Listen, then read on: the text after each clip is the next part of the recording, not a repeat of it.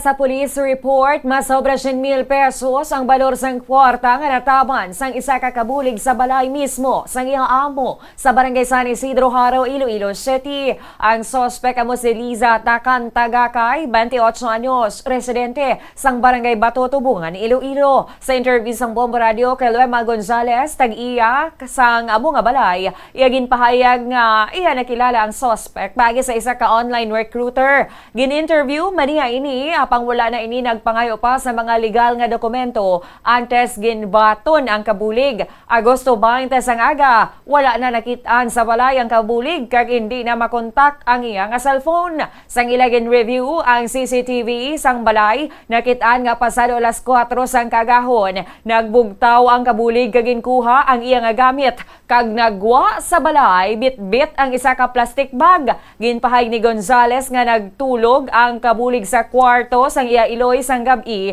antes matabo ang insidente kung sa diin nakabutang ang bag nga may sulod nga 118,000 pesos. Ang kwarta pagagamiton kuntani para sa medical procedure sang iya nga Iloy nga isa ka cancer patient. Nadiskobrehan man nga kilala ini sa iban nga lugar nga may kaangay man nga kaso sang pagpangangawat. Lakip na sa Miag-aw kag may nauna man nga record sa Mandurriao Police Station kung sa diin na preso ini apang nakapiyansa.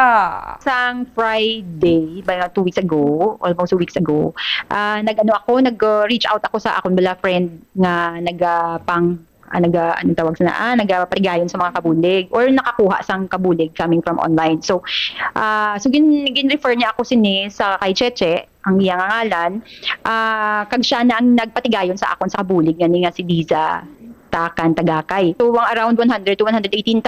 Actually 118,000 gito ang unod sang pouch nga nakuha niya. Ang amo kagang tag-iya sang balay nga si Luema Gonzales.